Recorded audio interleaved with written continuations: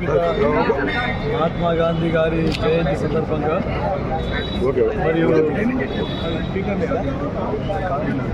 లాల్ బహదూర్ శాస్త్రి గారి జయంతి సందర్భంగా మరి మా తండ్రి గారు దివంగత కిషారెడ్డి గారి కూడా ఇంకొక సెకండ్గా వారి జన్మదినం కూడా సందర్భంగా ఈరోజు లయన్స్ క్లబ్ ఆధ్వర్యంలో మరియు పీకేఆర్ ట్రస్ట్ ఆధ్వర్యంలో యూత్ కాంగ్రెస్ ఎన్ఎస్యుఐ కాంగ్రెస్ ఆధ్వర్యంలో ఈ రక్తదాన శిబిరం కండక్ట్ చేయడం జరుగుతుంది.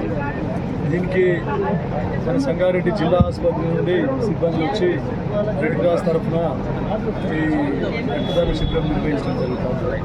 తర్వాత స్థానికంగా ఉన్న వైద్యులందరూ తర్వాత ఏరియా హాస్పిటల్ వైద్యులందరూ కూడా దీనికి సహకరించి అందరూ కూడా మోటివేట్ చేసి అందరూ యూత్ పిల్లలు కూడా చాలామంది వాలంటరీగా వచ్చి ఈ రక్తదాన శిబిరంలో వాలంటరీగా రక్తదానం జరుగుతుంది.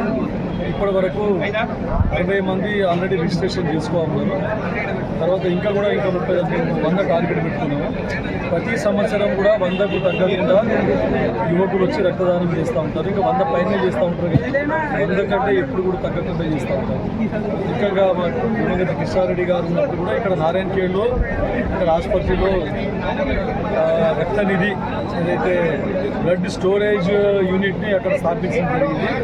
అప్పటి నుండి కూడా మేము ఎల్లప్పుడూ ఈ లయన్స్ క్లబ్ ద్వారా రెడ్ క్రాస్ సొసైటీ వాళ్ళని పిలిచి మేము డొనేట్ చేసి ఇప్పుడు కూడా మా నారాయణఖేడ్లో ఉండే ఈ బ్లడ్ స్టోరేజ్ దాంట్లో కూడా అన్ని గ్రూప్లకు సంబంధించిన రక్తము ఉండే విధంగా కృషి చేయాలని చెప్పేసి మేము డిఎంహెచ్ఓ కానీ ఇక్కడ హాస్పిటల్ సివిల్ సర్జన్ గారికి సూపరింటెండెంట్ గారికి కూడా ఎప్పుడు కూడా మేము కోరుతూ ఉంటాం.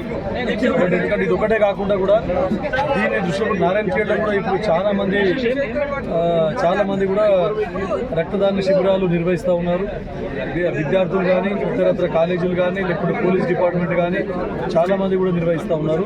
అదే కాకుండా నారాయణఖేడ్లో పూర్తిగా తీసుకొని ఇప్పుడు ఏదైతే రక్తదాన మొత్తం గ్రూప్ స్టార్ట్ చేయడం జరిగింది, బ్లడ్ డోనర్స్ గ్రూప్ అని. ఎమర్జెన్సీలో ఎక్కడైనా ఎవరికైనా అవసరం పడి రక్తము అందుబాటులో లేకపోతే నారాయణఖేడ్ నుంచి కూడా ఈ బ్లడ్ డోనర్స్ గ్రూప్ వాళ్ళు పోయి హైదరాబాద్ ఎక్కడ అవసరం పడితే అక్కడ పోయి రక్తం ఇవ్వడం జరుగుతూ ఉన్నది. నేను ఈరోజు ఈ రక్తదాన శిబిరం సందర్భంగా మహాత్మా గాంధీ జయంతి సందర్భంగా ఆ బ్లడ్ డోనర్స్ గ్రూప్ కూడా మా పార్టీ తరఫున అభినందిస్తూ ఉన్నాను. ఇది ముందు కూడా ఇంకా కంటిన్యూ చేయాలని చెప్పేసి కోరుకుంటాను.